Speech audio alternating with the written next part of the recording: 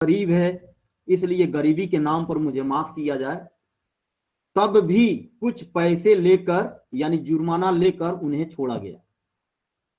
तो ये यथार्थ है, ये कोई सपना नहीं बता रहा। कृष्ण लीला का आयोजन होता है और वहां पर रोचक बनाने के लिए, दर्शकों में जिज्ञासा पैदा करने के लिए, कौतूहलता उत्पन्न करने के लिए बिल्कुल नए तरीके से और एट प्रेजेंट बिल्कुल उसी समय संवाद गढ़ दिए जाते हैं, है ना। तो दर्शकों की कल्पना शक्ति को ध्यान में रखकर लोक नाट्य प्रस्तुत किए जाते हैं, उनका प्रदर्शन किया जाता है। और इसी प्रकार जैसे रामलीला, एक बार रामलीला का आयोजन हो रहा था और उस रामलीला में क्या हुआ कि आप तो बिजली की सुविधा बहुत है, क्या क्या हुआ कि गांव गांव में रामलीला हो रहा था और गांव में बिजली की सुविधा थी नहीं। तो उस समय वो गैस जो जलाते हैं, है ना, गैस गैस जलाने की बात हुई, मिंटर जिसको कहते हैं, है ना। तो उसमें पंप मारा जाता है, तो फिर पंप जब मार दिया जाता है तो उसके बाद में गैस जलता रहता है ना। और उसके बाद में क्या हुआ कि जैसे ही गैस खत्म होने पर होता है तो उसकी बत्ती क्या होती है, क्या क्या बोलो, अरे बोलो ना, सर मैं क्या ये पूछ बोल रहे रहा हो? था, सर आपकी आवाज में इंटरफेरेंस आ रही है। रामलीला गैस का काम होता है? क्या आवाज आवाज आवाज आवाज नहीं जा रही? सर आपकी आवाज क्लियर नहीं हो रही, सॉरी सर थोड़ा थोड़ा कट रही है आवाज। सर आपकी आवाज तो दिखा रही हो, कह रही गैस का क्या काम होता है? आवाज। एक मिनट बेटा, एक मिनट। नेट चेक करो सर।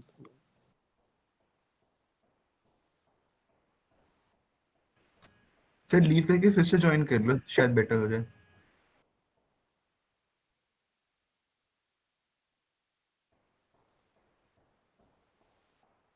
हाँ हेलो। हाँ सर यारी, सर मैं ये बोल रहा था कि राम अब ठीक है सर।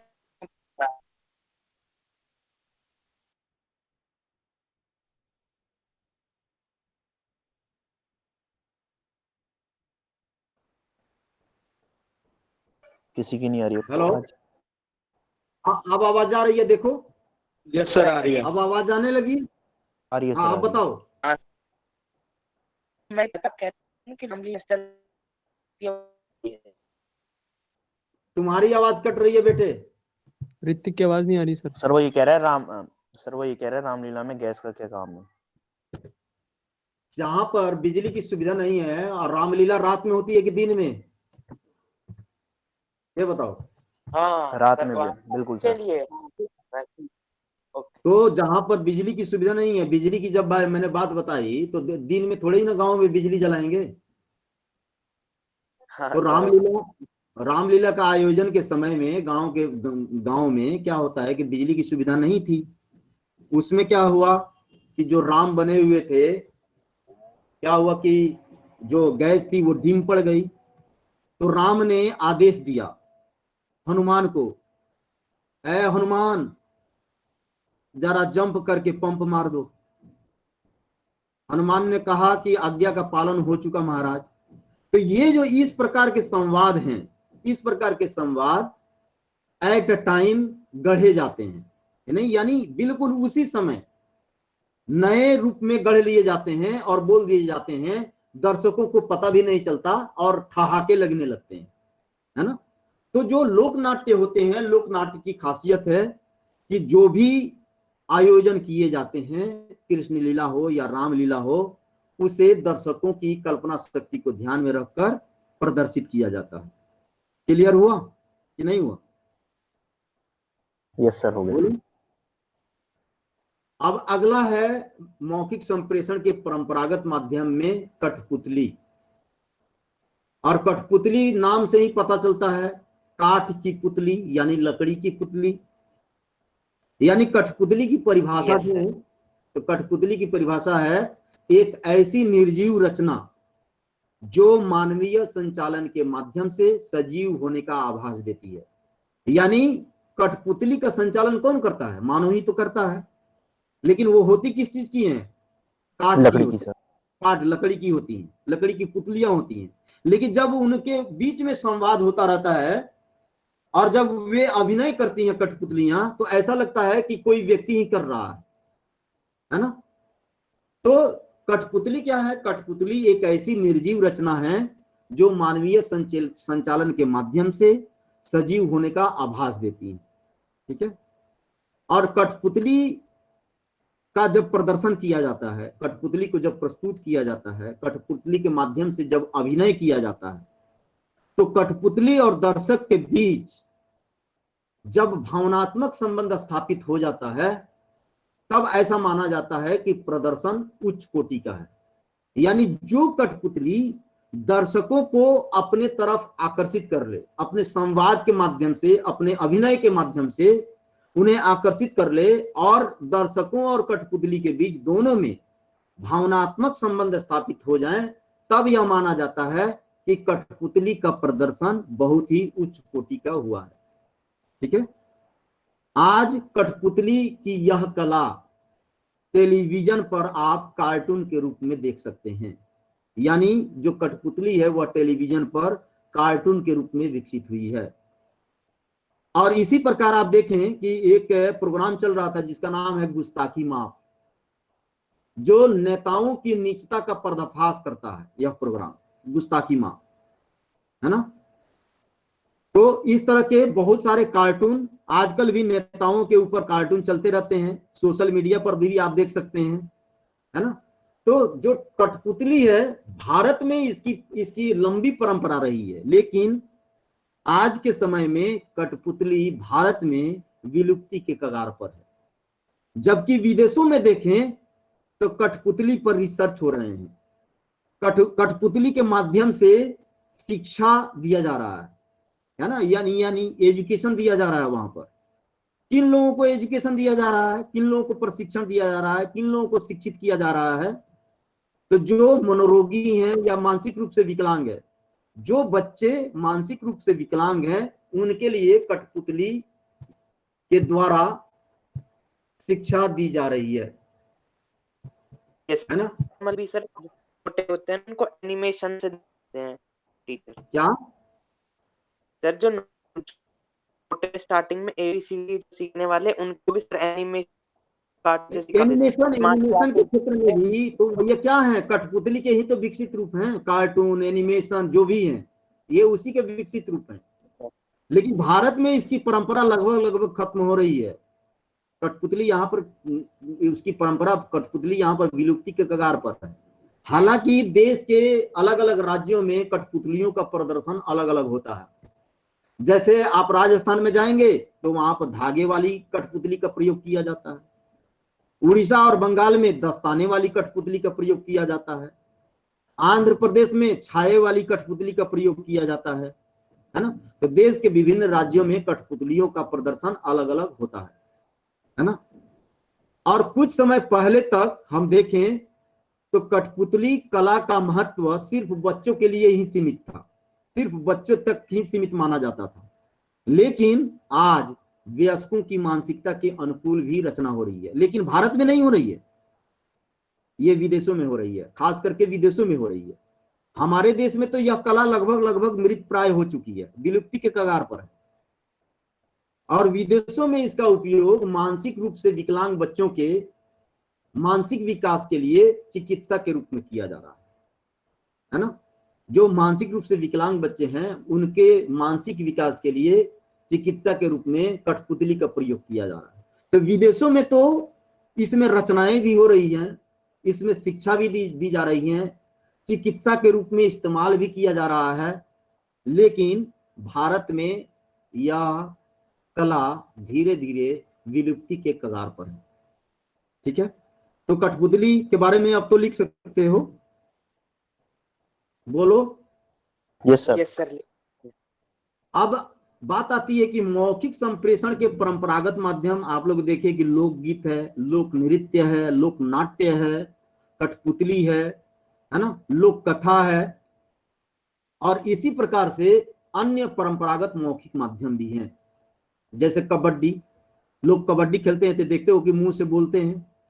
कुश्ती, खो खो, जानवरों के नृत्य खेल, जादू, तीर्थ यात्रा, मेले, भजन कीर्तन। और जो पहले के प्राचीन राजा थे वे क्या करते थे, ढोल पिटवाते थे, डुगडुगी पिटवाते थे, घोषणाएं करते थे, सभा का आयोजन करते थे। ये सब भी क्या है, मौखिक संप्रेषण के माध्यम। क्लियर हुआ कि नहीं हुआ, बोलो।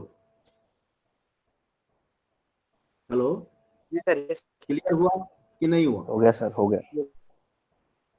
अब बात आती है कि मौखिक संप्रेषण के जो परंपरागत माध्यम है उनका क्या प्रभाव पड़ता है, उनका इंपैक्ट क्या है। मौखिक संप्रेषण का लोगों के ऊपर क्या इंपैक्ट पड़ता है, क्या प्रभाव पड़ता है ना।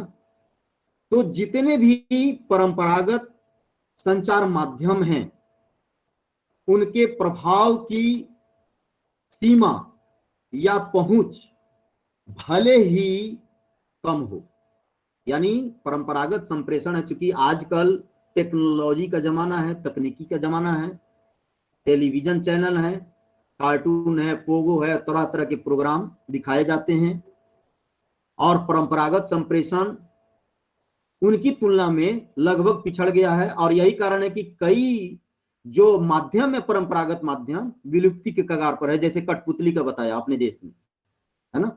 तो जो परंपरागत संप्रेषण माध्यम है भले ही उनका जो प्रभाव है कुछ सीमा तक भले ही कम हो जाए, लेकिन उनसे होने वाले प्रभाव को कोई भी उनसे जो प्रभाव पड़ता है उसको कोई भी इनकार नहीं कर सकता, है ना, उसको कोई भी नकार नहीं सकता।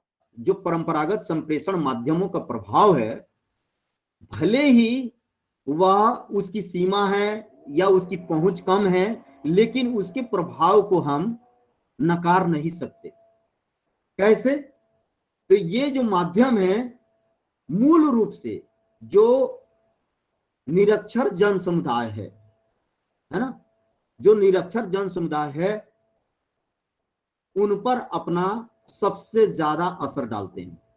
निरक्षर जन समुदाय पर परंपरागत संप्रेषण माध्यम है, परंपरागत मौखिक संप्रेषण जो माध्यम है वे निरक्षर समुदाय पर सबसे ज्यादा प्रभाव डालते हैं, है ना।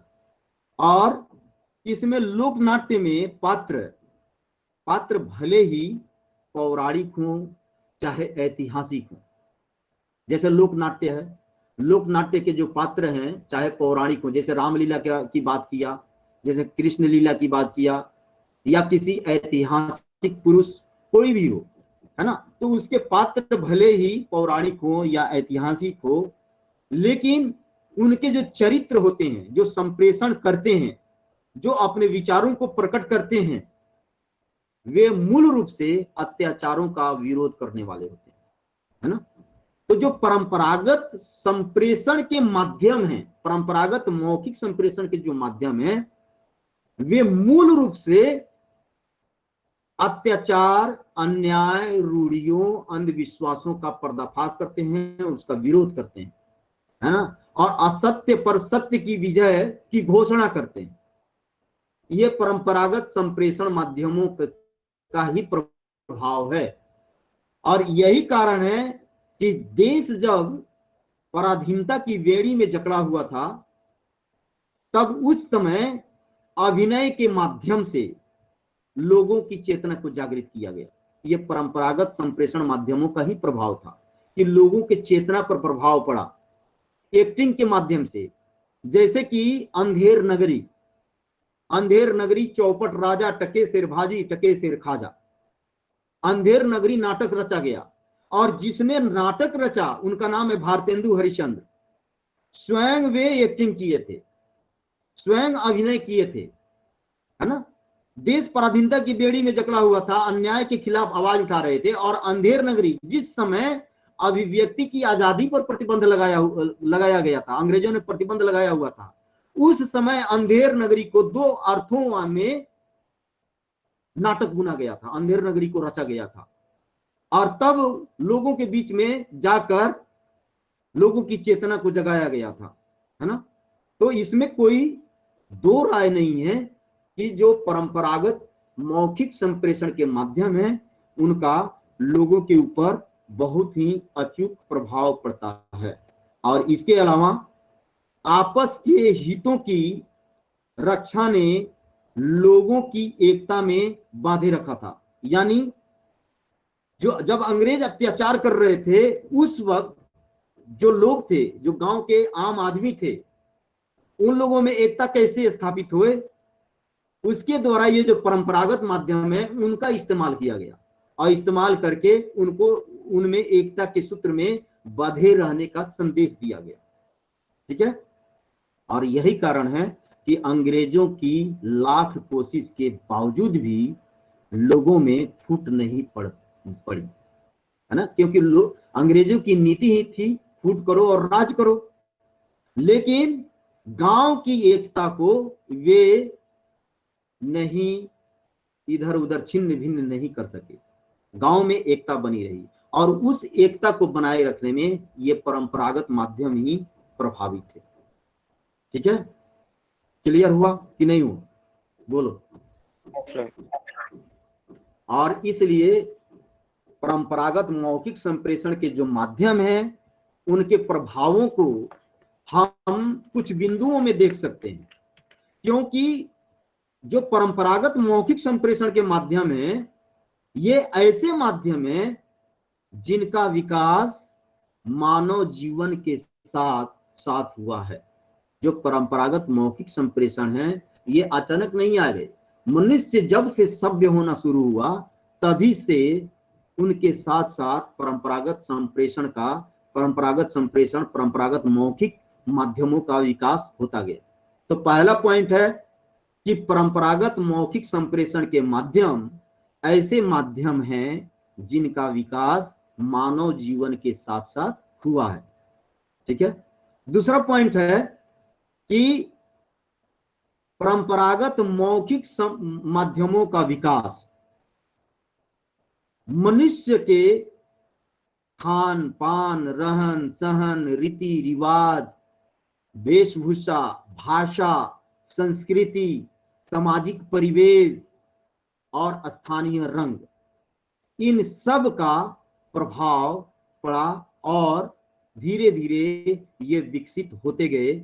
और यही कारण है कि ये लोगों के बीच विश्वसनीय आधार प्रदान करते हैं, है ना, विश्वास करने वाली बातें पैदा करते हैं, है ना।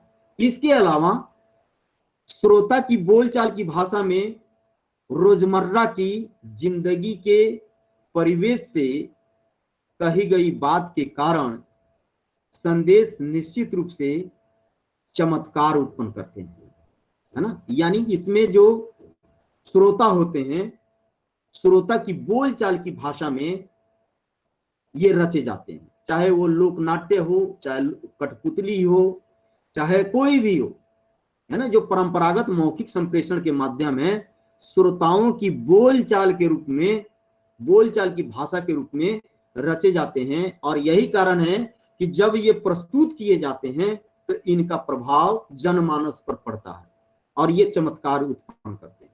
ठीक है, तीसरा पॉइंट है कि जब परंपरागत मौखिक माध्यमों का प्रस्तुतिकरण किया जाता है, यानी चाहे वो लोक नाट्य हो, लोक कथा हो, चाहे कठपुतली हो, चाहे लोकगीत हो, इनकी जब प्रस्तुति होती है तो क्षेत्रीय भिन्नता होते हुए भी जो मूल ढांचा होता है उसमें एकता बनी रहती है। यानी मूल ढांचा में कोई अंतर नहीं पड़ता, जो उसका मूल स्ट्रक्चर है उसमें कोई अंतर नहीं होता, है ना। जब भी प्रस्तुत किया जाता है तब क्षेत्रीय भाषा में प्रस्तुत किया जाता है, श्रोताओं की कल्पना शक्ति को ध्यान में रखकर किया जाता है प्रस्तुत, और नए नए संवाद अचानक से गढ़ लिए जाते हैं, तब भी उनके मूल ढांचे में कोई अंतर नहीं आता। जो मूल स्ट्रक्चर है, जो ओरिजिनल स्ट्रक्चर है, जो ओरिजिनल कंटेंट है, उसमें कोई अंतर नहीं आता।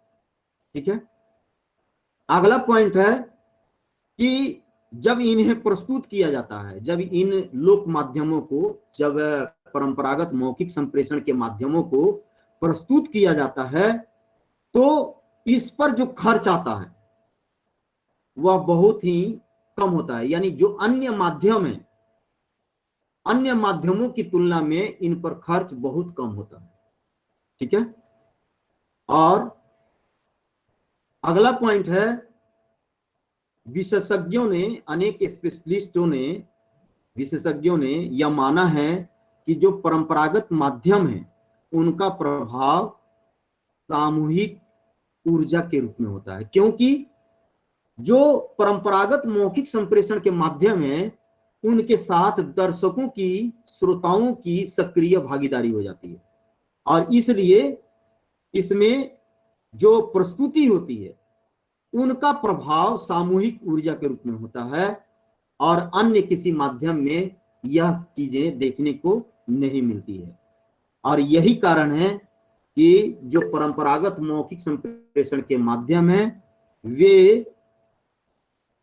वे काफी जीवंत माध्यम है, मतलब बिल्कुल लाइवनेस है, सजीव माध्यम है। ठीक है।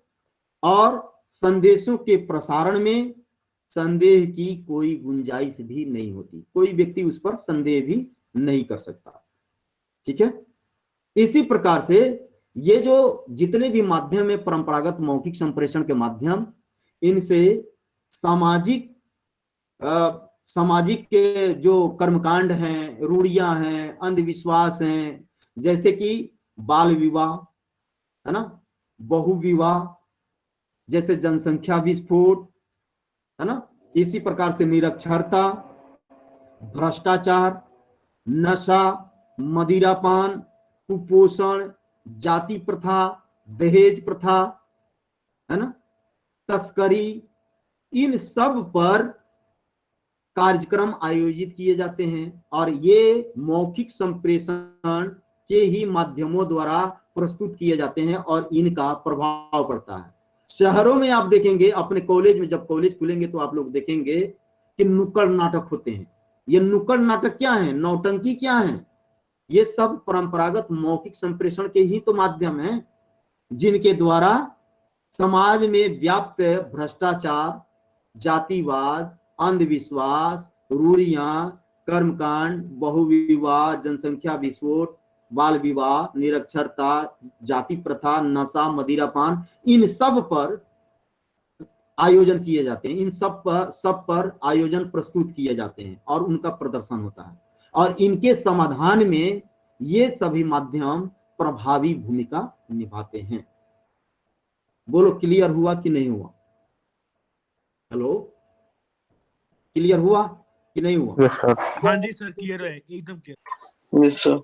अब ये जो मौखिक संप्रेषण, अब क्वेश्चन पूछ देगा कि मौखिक संप्रेषण क्या है, मौखिक संप्रेषण की परिभाषा देते हुए मौखिक संप्रेषण के इतिहास पर प्रकाश डालें, या पूछ देगा मौखिक संप्रेषण की परिभाषा देते हुए मौखिक संप्रेषण के माध्यमों पर प्रकाश डालें, या पूछ देगा मौखिक संप्रेषण की परिभाषा देते हुए मौखिक संप्रेषण के माध्यमों से पड़ने वाले प्रभाव पर प्रकाश डालें। तो इतने सारे हम लोग पढ़ चुके। ठीक है। अब अगला है लिखित संप्रेषण। तो लिखित संप्रेषण हम लोग कल पढ़ेंगे। ठीक है। लिखित संप्रेषण कल पढ़ा जाएगा। अब मैं अटेंडेंस आप लोगों की बना लेता हूं।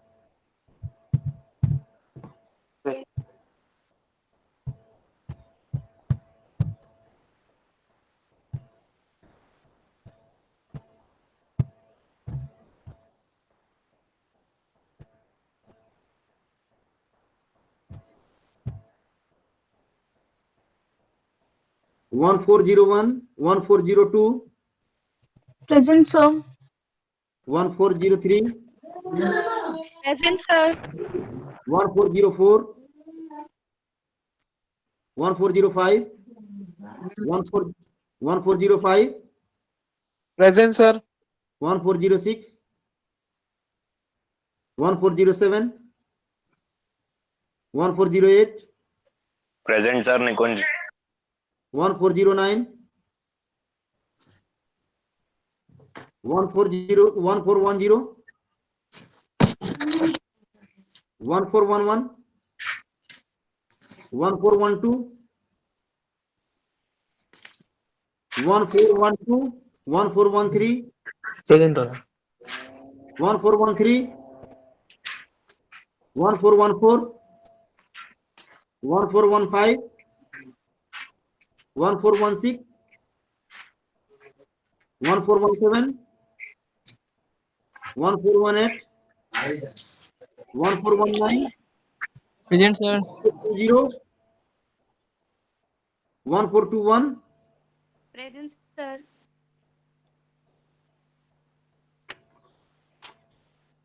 1423 1424 Present, sir. 1424 Vishal. 1425 Present, sir. 1426 1427 Present, sir. 1428 Present, sir. 1429 Present, sir. 1430 1431 Present, sir. 1432 1433 1434 1435 1436 1437 Present, sir. 1438 1439 1440 1441 Present, sir. 1442 Present, sir. 1443 Present, sir. 1444 Present, sir. 1445 Present, sir. 1446 1447 Present, sir. 1448 1449 Present, sir. 1449 present. 1450 Present, sir. 1451 Present, sir. 1452 Present, sir. 1453 1454 1455 1456 Present, sir. 1457 1458 Present, sir. 1459 Present, sir. 1460 1461 Present, sir. 1462 1464 Present, sir. 1465 1466 1467 1468 1469 1469 1470 Present, sir. 1471 1472 sir present network connection है उसका 1472 present है sir 1474 1475 Present, sir. 1477 1478 1480 1481 1482 1483 1484 1485 1486 1487 1488 Present, sir. 1489 1490 Present, sir. 1491 Present, sir. 1492 Present, sir. 1493 1494 1494 1495 1496 present sir 1497 Present, Yes, sir. 1498 Present, sir.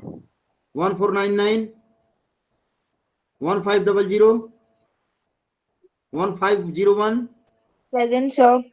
1502 1503 14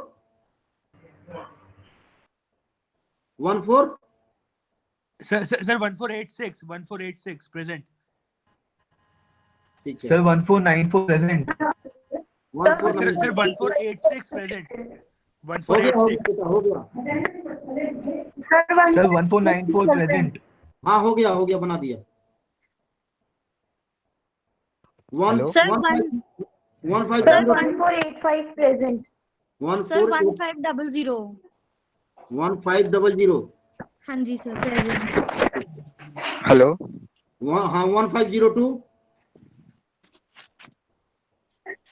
Sir, 1485 present. अरे बना दिया 1585। 1485 बना दिया। 1502, 1503, Present sir. 1504, Present sir. 1505,